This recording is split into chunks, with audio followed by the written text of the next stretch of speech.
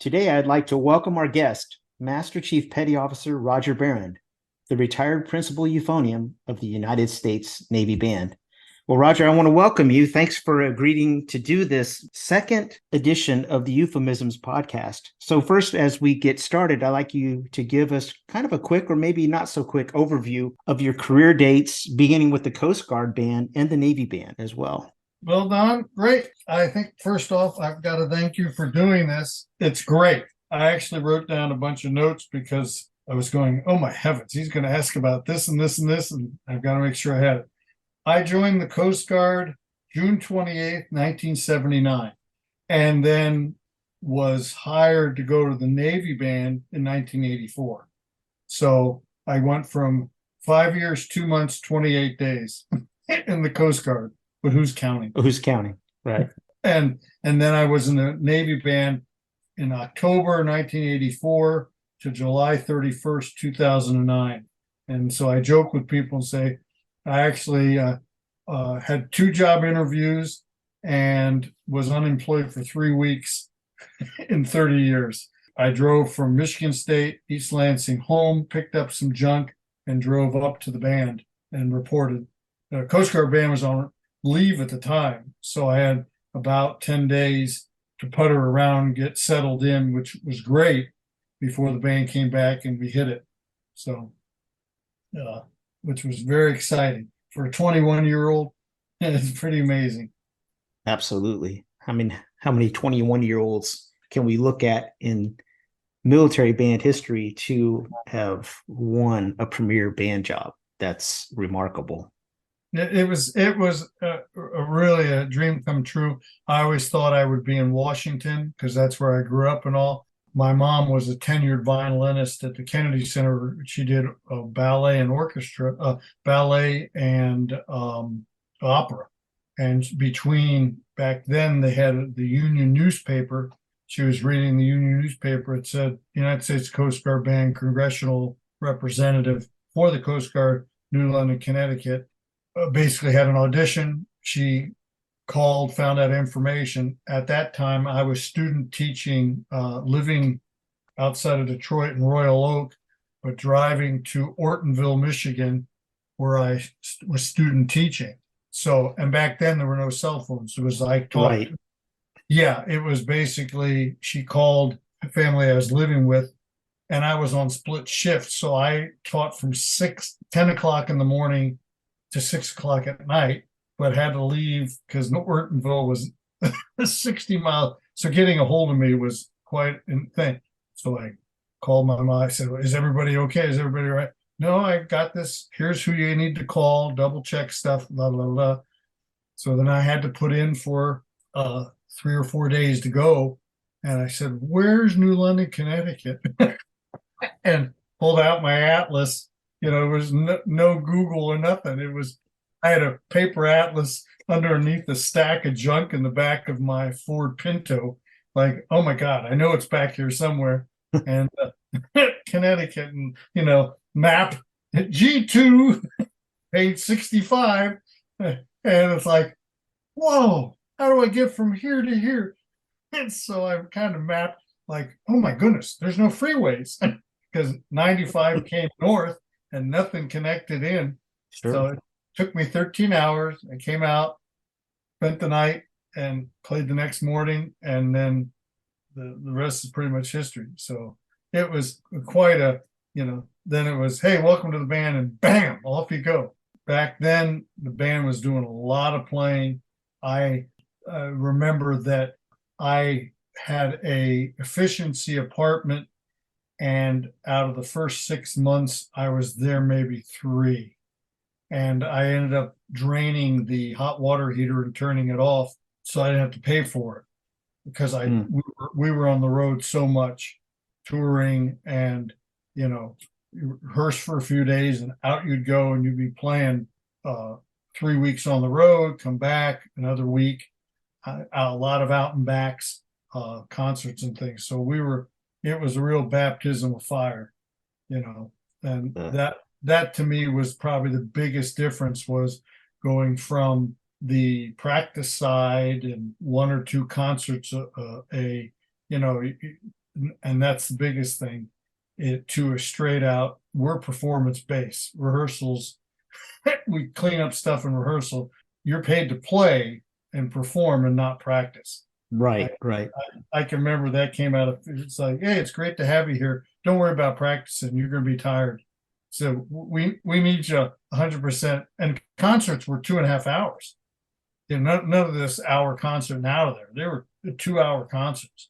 45 minutes, 50-minute intermission, hour, bam, 2 hour, 2.5 hours. Get on the bus, drive to the next place. Exactly. Yeah, and I think we'll circle around. I'll have a few more other questions to dig a little bit more into the touring, I think, a little later. But that kind of will prepare our listeners, I think, to Right. understand a little bit more about life on the road, because as you began unpacking that, the difference between performing 1 or 2 concerts as a college musician per semester to performing a concert a day on tour that will give them a different perspective as far as taking care of your chops, etc. So who were your early euphonium teachers, your early influences as a young boy growing up? Oh, I feel like I have one of the big advantages. My mom and dad were both attended Curtis Institute of Music.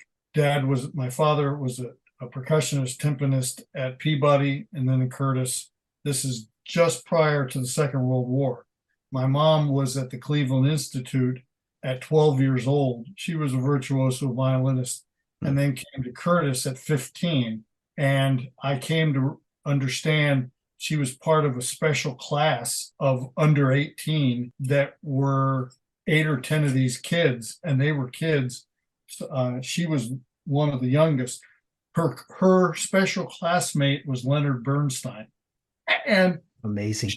She goes, yes, Lenny, blah, blah, blah, Lenny this, Lenny that. I went, who is Lenny? Oh, that's Leonard Bernstein. And I said, I came home, we had just played Candide, an arrangement of Candide. And she goes, oh, yes, yes, he wrote that. Like, Mom, this was my mother, because she stopped playing when she had a family, and I was the youngest. So the biggest influence on me, my dad was an amazing timpanist. Back then, orchestras were not full-time. He was offered the Baltimore Symphony job, the Philadelphia Orchestra job, but they weren't full-time.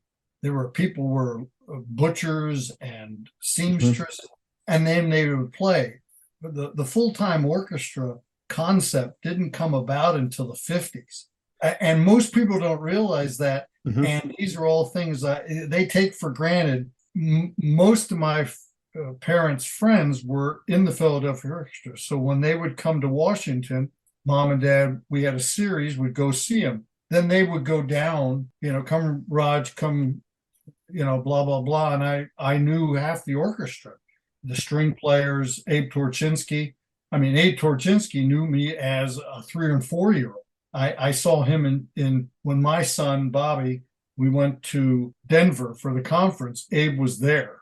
He was not in good health, and gave him a hug, and he was just laughing because I introduced my son, and he goes, yeah, your dad and mom were the best people. But just prior to the war, they were there. War broke out. Mom went back to Cleveland.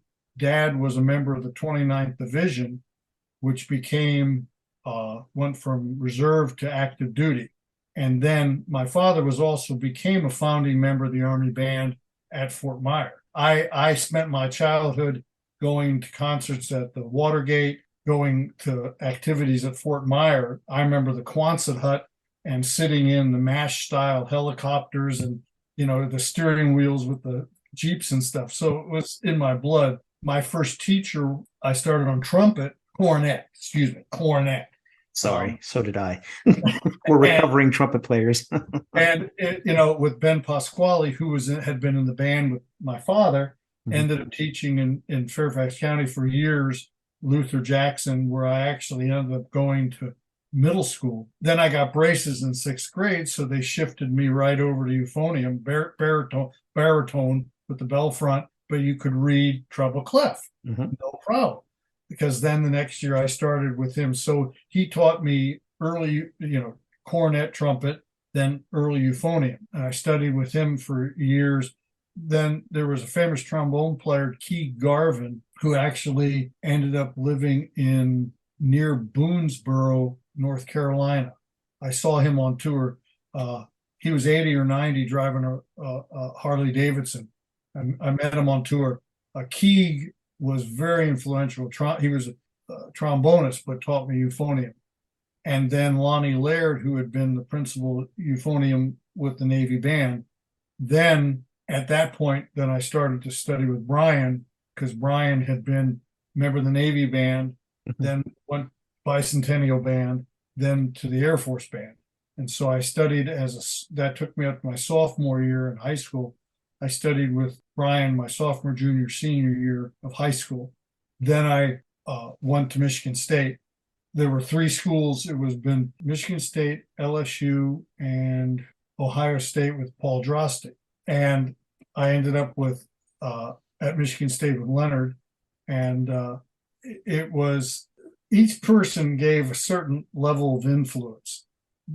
But I was always talking to my mom and dad, and they were very smart people and would always monitor, what are you doing? Da, da, da, da, da.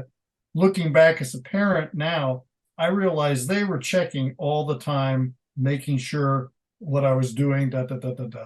My mom really was a virtuoso. She could the solfeggio book I still have from Curtis was movable do. She could do movable do just singing. So if I were practicing, she'd yell down from the kitchen, you missed the F sharp, da, da, da, da, da, like this. And it was uncanny. She goes, that was pretty good. Slow down. You didn't hold the eighth note long enough, blah, blah, blah, blah, blah. Like I said, that's not right. That's supposed to be, she just knew this stuff. It was great.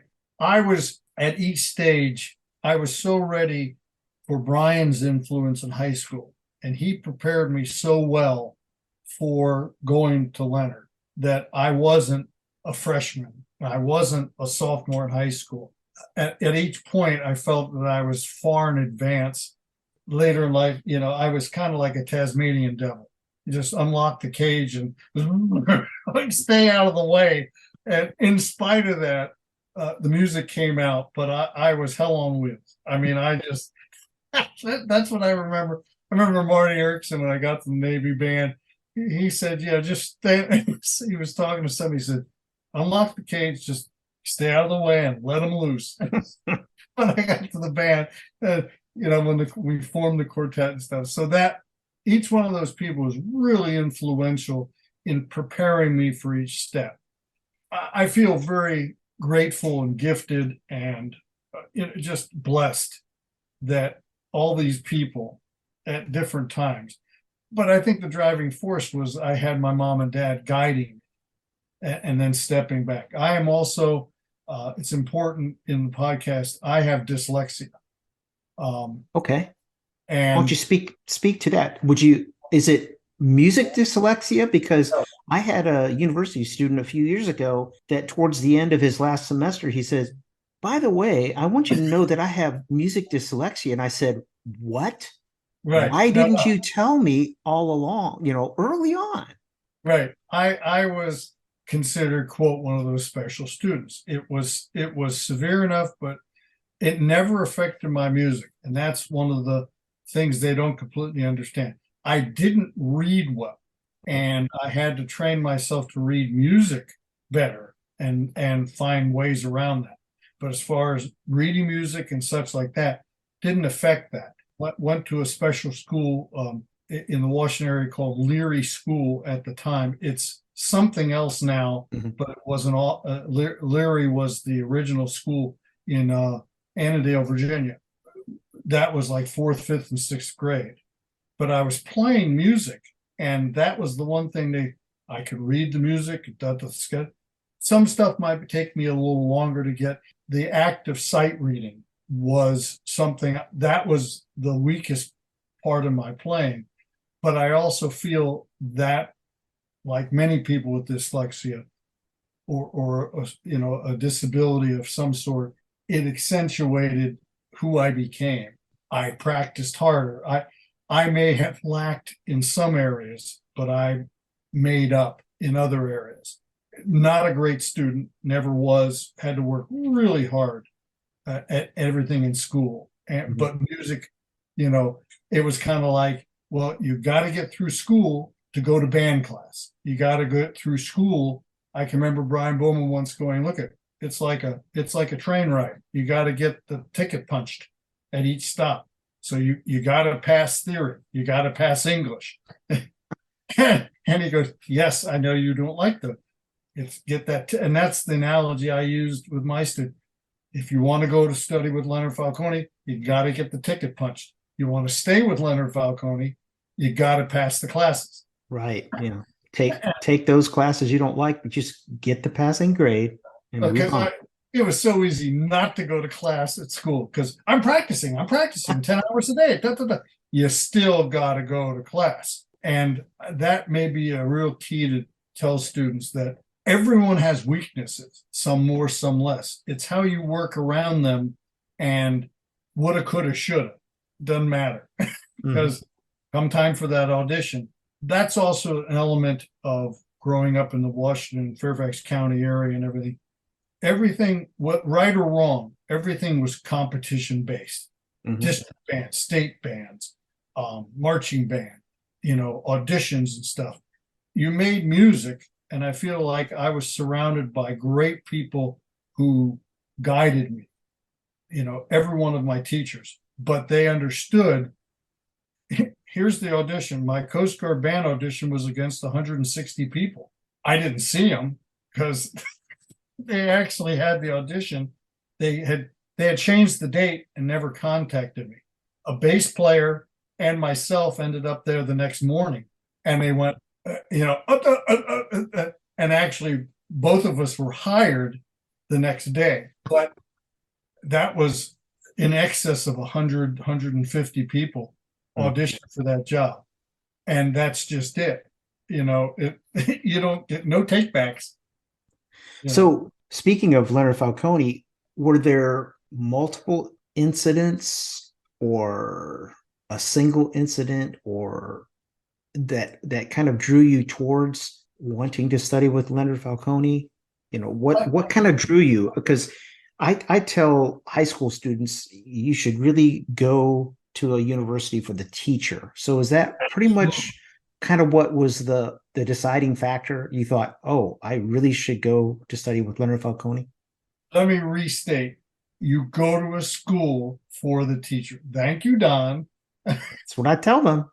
Don't just go for the name of the school, because that's fine, but that doesn't get you a job. Nope. And that was just it. Throughout my teaching career, well, such and such over here. I said, but you're not going to the school. Are they going to get you where you need to be? That was the key. I felt that I had met Mr. Falcone back then. He was at, years ago, a festival that Robinson, where I went to high school, played. I met him, but more importantly, his recording, the first recording, Leonard Falcone, I put that on, and it was just, I think the older I got, the more I even appreciated it, but there was just such life, very different sound, very different concept because of the horn he played, which cracked me up when I got there because it was sitting on a trash can. There was a plastic trash can in his office, and the horn case was in one side of the room filled with music and crap, and then the horn literally was sitting on the trash can. He would pick it up, he'd demonstrate something, and he'd let go of it 3 or 4 inches above the trash can and go, and in 4 years, it never, no one ever saw it fall off the trash can, but everyone jumped. I think that was part of the game he played with people, is how far you would jump when he dropped the horn if you try to catch it. And he was a wiry old man, and he was older when I got there, but the recording was just more music. My parents heard it and were touched by what he was doing. And when for my parents to take notice, it had to be, I went, whoa. And so it was almost automatic. It was just magic up there. My brother had at that time was doing grad work in St. Louis, basically drove up, dropped my stuff off, and said, welcome to the Big Ten, and drove away. Said a few other things I can't say on the podcast. Oh, good. And just drove away. And, the first person I met was the Principal Euphonium at the time. And it was really magic. He was amazing for me because of everything that he said, everything was music.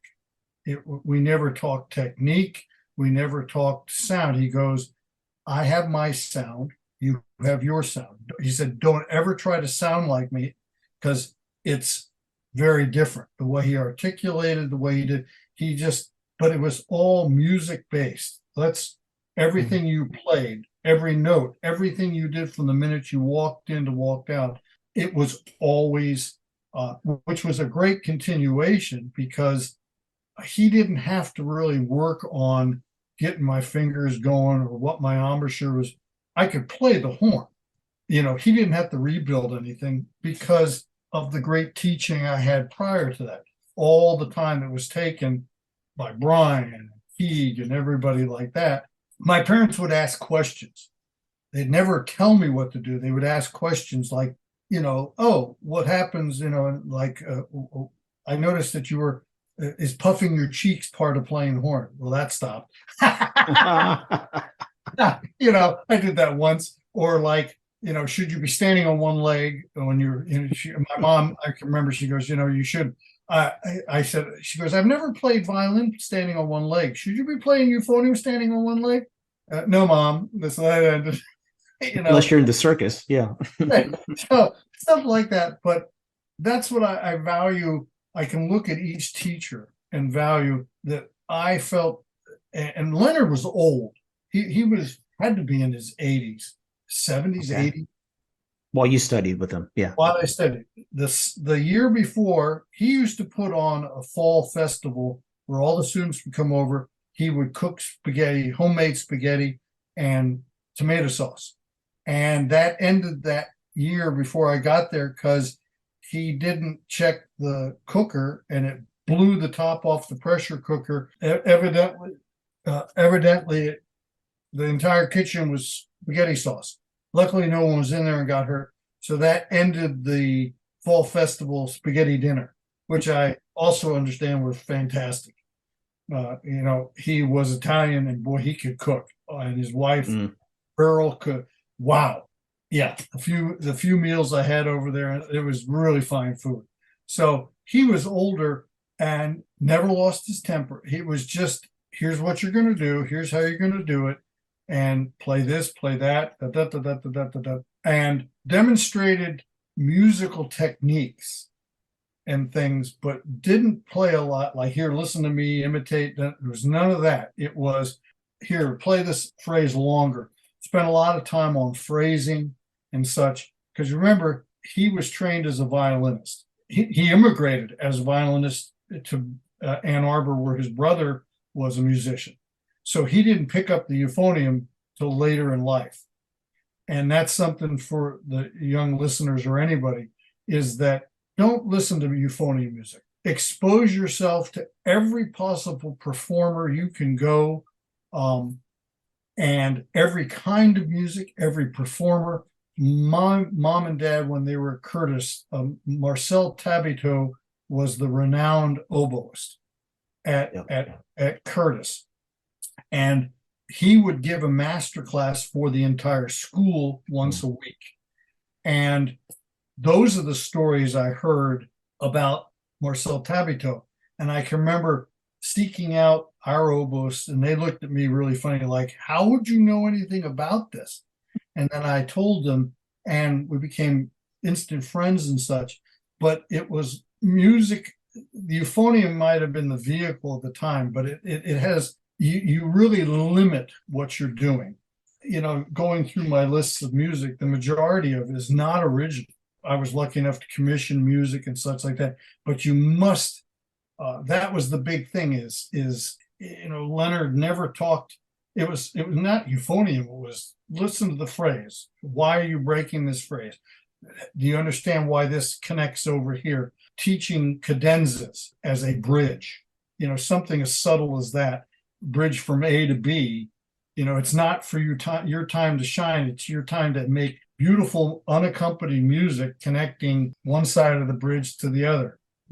Kind of the idea, and phrasing was everything. Like I don't want to hear you breathe. So playing a whole it was like of course it's 8-bar phrase. You would never play it as 4-bar phrase. And getting a conversation with somebody is, why would you consider that? If you were a singer or a violinist, well, that'd be an 8-bar phrase. Why are you only playing this 4? I need a breath. Why? It was like that didn't track with me because it really wasn't part of who I was. The big thing that you've hit upon is the performance base. I had a lesson every week. It was amazing. This man was in his late 70s and his 80s, and you got a lesson every week. I made it a point. I think I drove him crazy because I was at the lesson 10 to 15 minutes before my time, and he would come out because he needed to go to the bathroom. And I remember he told my parents when they visited, like my sophomore year, he has to take care of business with other students because I'm waiting. And my lesson would start, and 60 minutes, 58 minutes later, it was over. But it was amazing. And we played 55 to 58 minutes in a lesson. And it was flat out, play this, play that, blah, blah, blah. Limited talking. It was the expectation of performance. That certainly is not emphasized enough in a lot of universities. The kids get more performance now because of tuba euphonium ensemble. I was so used to in high school, we were performing all the time. I didn't read a new piece of music that I didn't know till the end of my sophomore year at Michigan State. It was Dionysiac was the first piece I saw at the end of my sophomore year that I hadn't seen before. I got to the point where I just kept quiet when people said, this is so new and such like that. I went, yeah, we used to read 70, 80 pieces a year in high school. And it was like, whoa. So that performance concept really is, welcome to the Marine Band, welcome to the Navy Band. We don't pay you to practice. We pay you to play.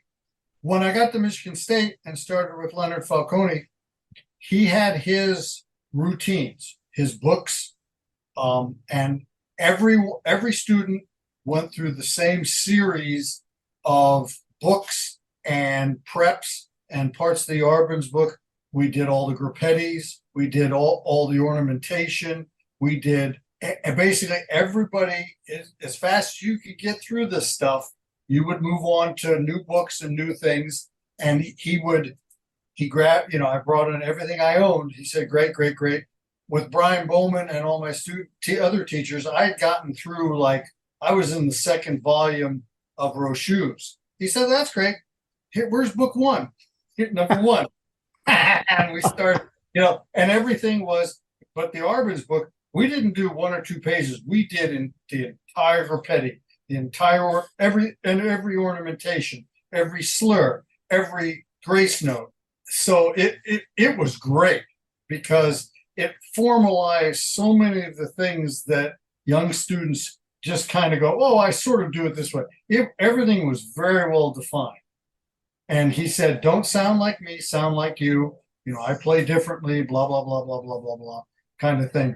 But we did every bit of his books. We didn't work excerpts. We didn't work anything about audition. He didn't care. Here's what you're going to learn. And everybody started with the same solos from the Shores of the Mighty Pacific and a few other ones. I have the lists I'm going to send to you. And everybody did the same thing. And the more you worked, the quicker you went through this stuff. There were first semester sophomores who were working on the same stuff I was by the middle of my first semester. Sure. Sure. I was so well trained by Brian Bowman, my parents, Keith Garvin, Ben Pasquale, that I was basically, I had 40, 50 exercises in a lesson. And I think at times Leonard would just assign gobs of stuff just to see if I would do it. We didn't skip around like, oh, we'll play 1 and 15 and stuff. We did 1, 2, 3, 4, 5, 6, 7 in a lesson.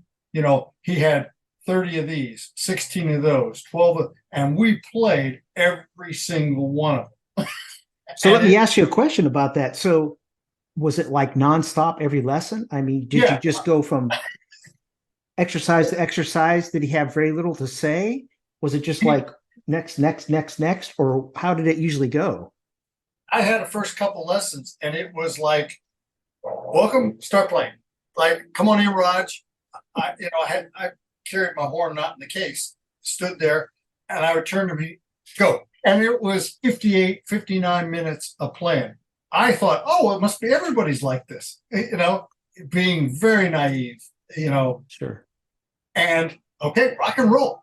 And so I got to talking to my classmates and things like that. And they go, no, we spent a half hour on this one exercise and I got through 3 things. And I went, and they go, how many did you do? And I went, 45 pages. And it was like, I went into my jury for my first semester, and all the professors there, and you think they're all demagogues, these big important people. Right. Of course, you learn later on what big jerks they all are. The professor of this, professor of that, what a jerk, But, like, yes, sir, no, sir, like this. And the stack of stuff I had for it was literally 2 feet high in the books. It was half the arbors. I mean, I was cranking through stuff. And Leonard, Dr. Falcone, if you didn't play it right, you stopped. He just say, retake it, fix this, da, da, da, da.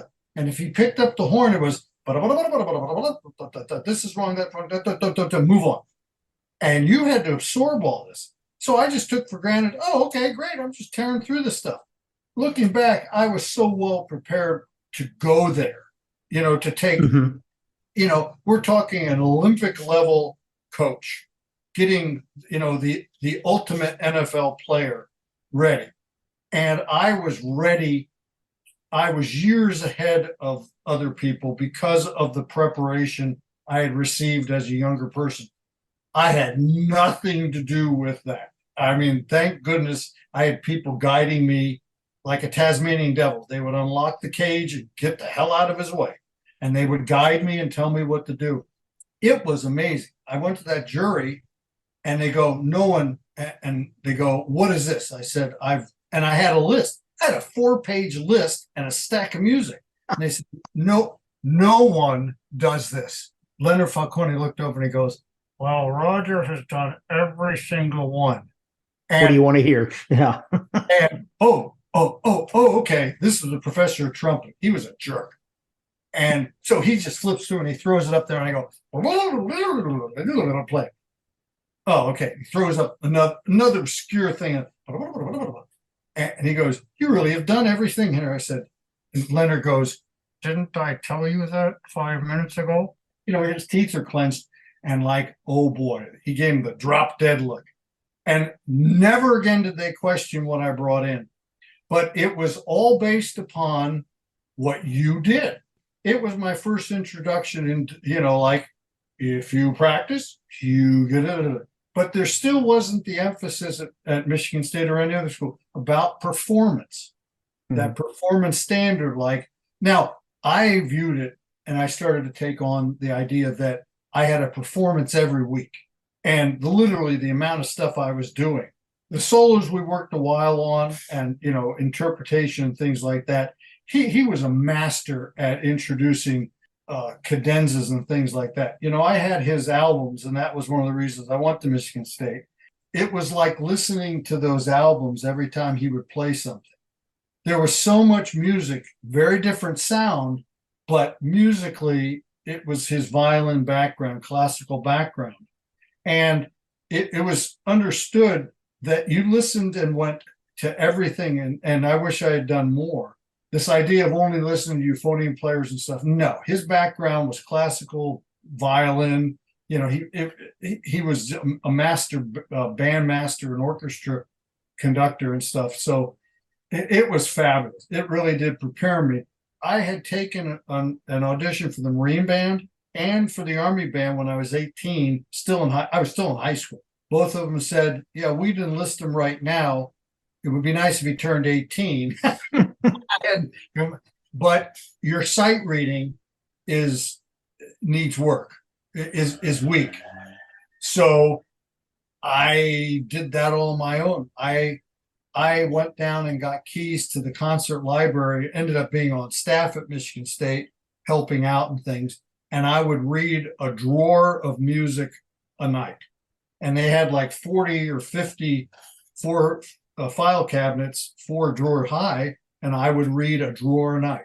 And I would go in it, whether it was 2 a.m, 11 o'clock at night, I would set the music stand up, open the drawer up, and rock and roll, like top to bottom, just like welcome to the audition, welcome to the Marine Band. Here, play this, play that, play this, play that.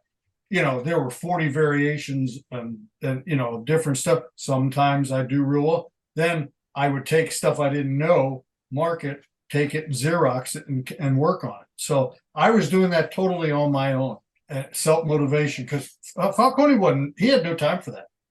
About halfway through the semester, he would give you a solo for the jury, 1 or 2, about halfway through the semester, learn it and go. That was the kind of thing, for differing ones of Vivaldi or things like that. I chose to play a full junior recital and a full senior recital.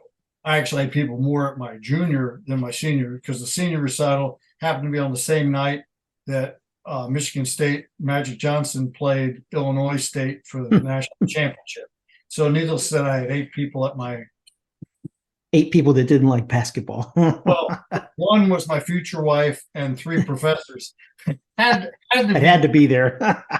Yeah. I had a science professor who said, "Thank God you're good at music." He was an amateur bassist. He goes, "Because you were terrible at science." I had him for science. He goes, he looked at my mom and dad and said, "God bless you. I'm so glad your son is good at music, because he was terrible at science."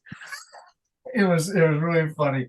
It was a very blessed time at Michigan State. But the biggest issue was, I was practicing 6, 8, 10 hours a day. And I know people go, "No way." That's what I did. I told Eric Clapton said, the 10,000 hour rule. You put the 10,000 hours in, you will win a job. You will be a professional, whether you take 2 years, 3 years, 10 years to do it. And we all have examples of people, how fast you could do it. And so I just practiced and practiced. And I wasn't the greatest student in the world. When it came time for that audition, there was nothing in print that I didn't know and Exactly. couldn't play. Yeah. And so somebody, "Well, how can you do that? You see that stack in the corner?" That's about, and it was, "Well, what about specialties?" But if you're always reading the Fink series, I read everything. I would grab the flute books, the clarinet books, anything, and I would just go, "Okay, it's in bass clef, play," and I would count it and sing it and things like that, and solfeggio, because I have dyslexia. It never affected my music, but it did affect the one area was in reading. So I knew that was a weakness. I could play anything that I knew. I could play better than anyone else. If I got into the audition, they're going to put up original stuff. Right. Each band had its own stuff. I was student teaching and went out, played the Coast Guard band job. That audition with Dave Weirden, it was great. I went against 160 people, unbeknownst to me. It didn't matter. And then the Navy band called me 5 years later because they needed a principal player, and the Coast Guard band was going to be cut. I had actually received a pink slip, and I wasn't sticking around. We got saved and all this thing. At that time, we were newlyweds, and I said, I called Brian Bowman, and we made some phone calls and found that the Navy was looking for a principal player. I wasn't going to stick around and be unemployed. It took 2 years, but I went and I played for the band. That was the most reading intensive audition I have ever played. And I found out later that they weren't happy about me being there. So they put up some stuff you would not believe to read. And I was just tearing it. And I also found out later there was one arrangement that I just knocked out of the park that was the leader's favorite one. Well, he sat down, said, put up such and such and such. I played it, said, thank you very much, whispered something in somebody's ear, and walked out. And the audition continued. But it was all about knowing the literature and this idea that, well, I'll figure it out. I did sort of okay. You have to hit it 10 out of 10 times. They're like, well, I only missed one note. Thank you, goodbye, have a nice day. The average audition that I held for the Navy band was about 2 minutes and 20 seconds. Either you could play, I only needed to hear, I basically play this, play that, thank you, goodbye. You either play well enough, somebody said, well, don't we want to hear more? Do you want to sit next to that person? Well, no, then thank you, have a nice day. Exactly. Yeah, but they've driven so far. That's not our problem. It's like, oh no, here, you take, we're interviewing for an accountant job. No. You go ahead and take the accountant job. Excuse me, winner takes all. Well, when you consider that could be a 20-year hire, you want to make sure that you're hiring someone that is a great player. Of course, you don't know what the personality of the person is like, but you at least want to be able to have a good player that's solid. They're going to interview. They got to the point they insisted to interview several people, like every band. I mean, you went through the Marine audition, the Army band audition and stuff, and they know in our society is so small, our fraternity, they know who is who and who's coming and who's not, people's reputation and such. You can't hide, but you've got to read. Turn your weaknesses into your strengths.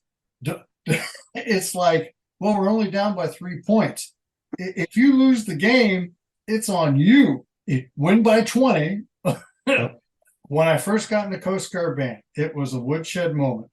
I practiced and practiced and practiced, and I can remember the lead trombone player. It was my first parade for the new cadets, because the band played for the cadet corps at the Coast Guard band. It was great playing the marches, marching around like this. And I fracked a couple notes. And of course, I'm playing real loud and stuff. We end and he goes, Raj, great to have you here. Great player. But we don't pay you to practice or make mistakes.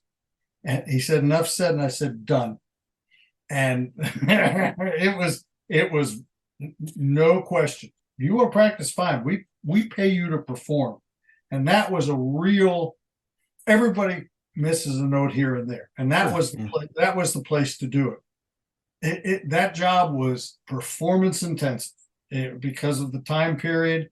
I had my horn, 2.5 hour concerts, 1, 2 a day, and doing this and that and everything going on.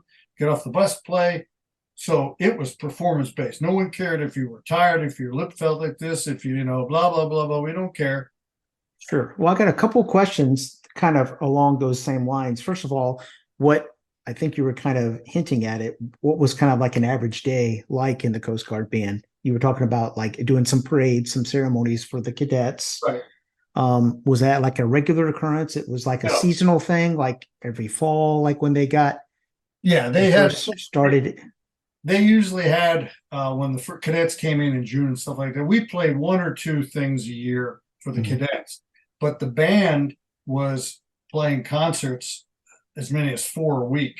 A normal day would be 9 o'clock. Basically, I would get there and warm up and get ready to go. We would muster 8:30, 8:30 we would muster, blah, blah, blah, blah, blah.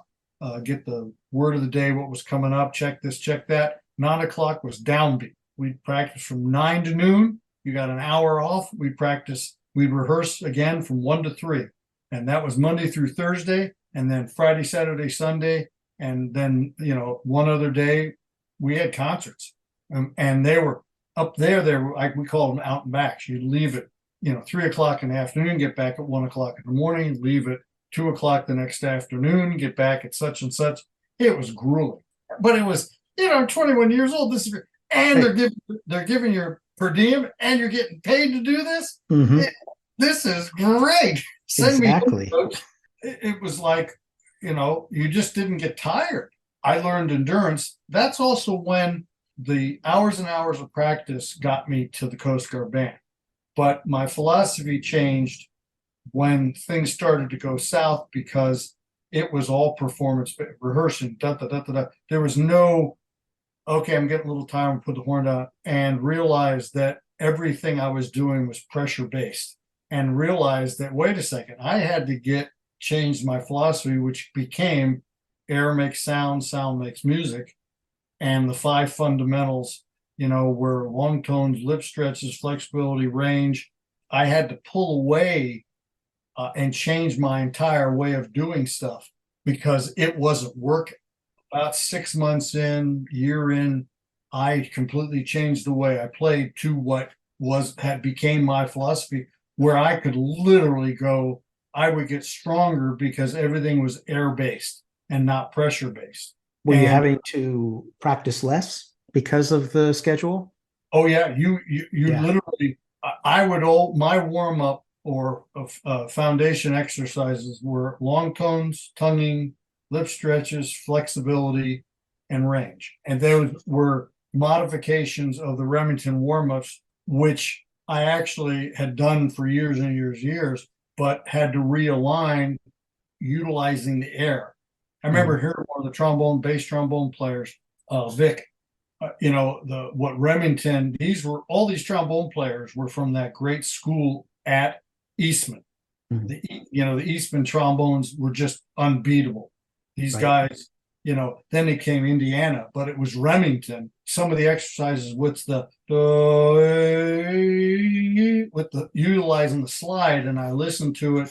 Then I started imitating, because basically instead of the slide, I was using the air, and all of a sudden I could go 4-octave range effortlessly. All I had to do was form the embouchure and keep, basically tuck the corners, keep the chin flat. It became effortless to play. And I know Dave noticed it. A bunch of other people noticed it. I would get stronger and continue to, like, how can you do that 2-octave jump with no gliss in between? I said, because I'm not doing it. All I do is think it, and the air does the work. Years later, people were having all sorts of dysfunctional embouchures and things like that, because it was all muscle based. Right. Trumpet players, the horn players, they would crap out and be squawking and moaning, and I go, hey, send me in, coach. So I would play their parts at the end of the concert, an octave and 2 octaves Not up. a lot higher, yeah. Yeah, no big deal. And they get mad. And I said, well, if you play it, you're going to mess it up. If I play it, I could. Dave defended me. He was great from recognizing that we were totally different, Dave Worden, but he saw what I could bring to the ensemble. That's probably his strength. He could had a much wider picture, because we were very, very different players. He was amazingly. That's where I first saw consistency. Whatever different things were going on, and his routine, he was a very seasoned player and could lay down the solos time after time. And that's what I tried to emulate later on. I had great examples of that. Also, Lou Buckley, the leader of the band, was a great cornetist, Dixieland cornet player. And basically, 3/4 of the way through the concert, he literally jump off, Dixieland band would play. Hadn't warmed up, hadn't done anything, getting into these rips and stuff. And I started real, once again, it's all about performance. We pay you to perform. And that's my big change in playing. And that's what part of the Nellie Bell Concerto was written, because of the way I changed my playing. The whole start of it, Nellie Bell asked me to do things on the horn, and I would do them, and he'd go, oh, I've never heard anybody could play like that. And he goes, I wasn't going to write for you, Euphonium, but I'll write you a solo. He wrote that, and I premiered the Nellie Bell Concerto. Luckily, my dad was in the audience, and it was a great evening. Nellie Bell and my father, actually, when Dad was in the Army band, had worked together. Nellie Bell come down, did a residence there. So when they saw each other, they pointed at each other. I know you, because Dad was a renowned timpanist. Mhm. And they sat in a corner at the pizza place. It was like the rest of it just disappeared. Yeah, yeah, yeah. Have a nice evening. And the two of them just talked and talked and talked because they were contemporaries. Most people don't know Nellie Bell was wanted by the Gestapo in Hungary. He was aristocracy, and his family owned a railroad line. They had a huge estate, and they were smuggling European Jews out on the railroad line, and eventually were caught and stuff. I think a good number of his family were massacred and killed by the Germans. But he spoke fluent German, Russian, Polish, and stuff. So they would dress him up in a German uniform. He'd stop trains and they'd blow him up. So he was wanted in Hungary. Yeah, these things. Amazing. Most people didn't know anything about it. Then Nellie Bell came to the United States and was writing and stuff. And his passion, we got to talking, and Dad said, you don't know a whole lot about this guy, but that's what makes his music so amazing. Never mentioned it. Yeah. He had a piano in his house that put holes in the floor, and he goes, I said, oh, Dr. Professor, Nellie Bell. He says, call me Václav. I said, oh, this beautiful piano. He goes, damn thing's putting holes in my floor. I want to roll it out and put it in the lake. And he didn't compose. He composed by hand, and I have the manuscript for it. It was just a great time for me. And then we came 1984. Finally came down to the Navy band. Different because the bands in Washington do a lot more ceremonies, and though we had separated groups, we were doing concerts and ceremonies. But our op tempo in the Navy band was not as, we didn't go out and back, but we were playing 4 and 5 concerts a week because we were Monday at the Capitol, Tuesday at the Navy Memorial when it was built, Thursdays at the Washington Monument. Then we were playing other concerts. So when Al Beck took over the band just as I arrived, we were playing 4 concerts a week. We rehearsed from 9 in the morning till noon, and then you might be out on ceremonies if you were needed, or you go do what you needed to do, and then concerts. And then, of course, tours. I did 60-day, my first tours were 60 days at a crack. And then they whittled them down. But, you go out for 60 days, and most of those were 2 concerts a day, matinee, concert. You get on the bus at 6 a.m., drive, play a matinee or 2 for the high school kids and such like that. Go to your hotel if you had time, maybe get something to eat, shower, put the other uniform on, go back, play the concert, and finish the concert 2.5. And these were 2.5-hour concerts. Bam, bam, bam, bam, bam. And there was no like, oh, my child, back on the bus. It was very intense, but very performance based. This is what touring was all about. And that was our bread and butter. The Navy band used to do 2 sets of tour and then cut back to 1. But we were out 6-8 weeks, and one of the California tours was 6 weeks. So did you guys, like when you did the California tour, did you perform on the way out by bus and then fly back? Or was it one of those where you bussed out and bussed back? California, we always flew trucks, 2 trucks and cars went out ahead of the band, and we would fly to San Diego, spend the first 4 days in San Diego, worked our way literally up the coast to Seattle, Tacoma, Washington, Oregon, that area, and then came back down through the center of the country. So with like 3 weeks up and 4 weeks back. And in most cases, early on, it was every town. We had a new town every day. And you could drive 6-8 hours. Then they started doing the hub thing but back then, the interstate system, the hotels and things at the interchanges didn't exist. You had to go into a town to get a hotel. Then as things developed, where an intersection of 2 major highways would get a mall and hotels and stuff, then we could go stay in one of these places, drive 2 hours in each direction for 3 days. It was a lot less. But there was a directive where you will stop and patronize every town that you can. there were times when we drove literally 45 minutes from one town to the next, did two matinees, and we go, why couldn't we stay back then? They wanted you in that town.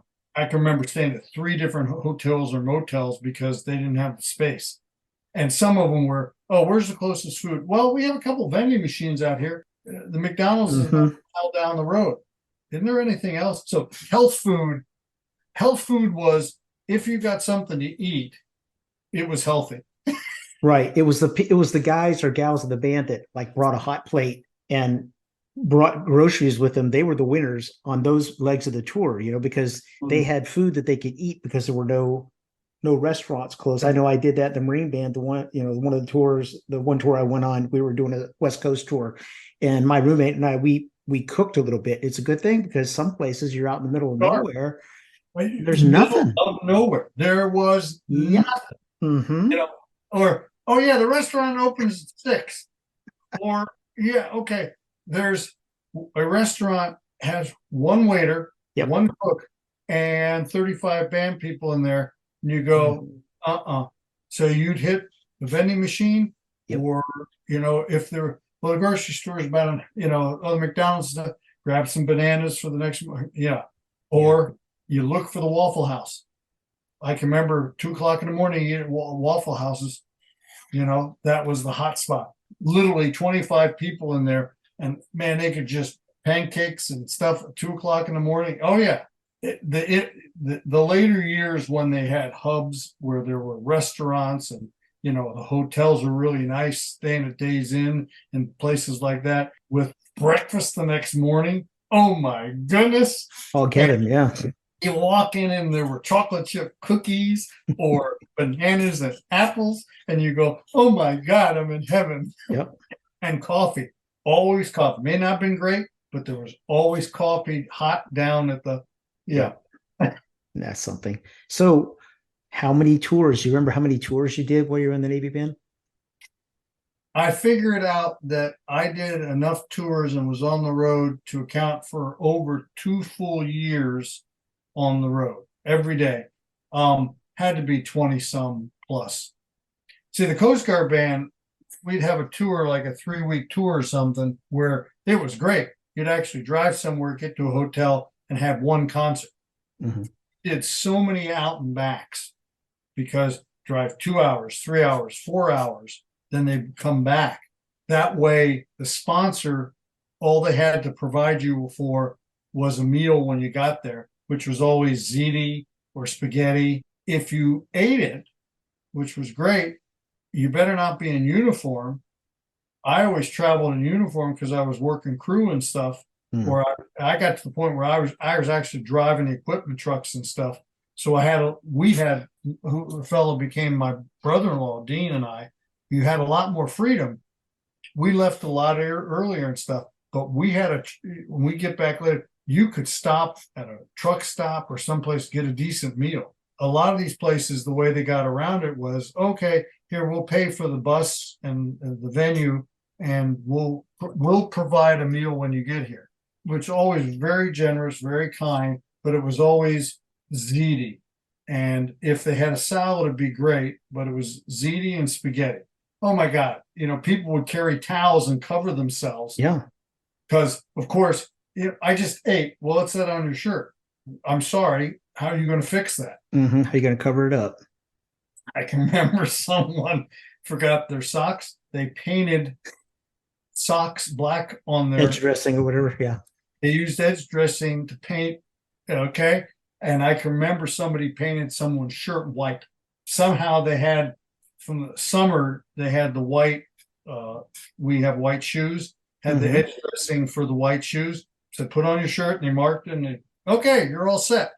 When you're just sitting in the band, you couldn't really tell. Of course, they had to stand there and dry the shirt before they put it on. But hey, great, glad you ate dinner. I can tell it's on your shirt. You're not going, is that your uniform shirt? So you got to the point where you carried a duffel with all sorts of extra. I carried extra shoes, socks, everything. Because somebody George, we go, we kept a trunk with all sorts of junk in it. And when we were in Hershey, Pennsylvania, they had cases of Hershey bars.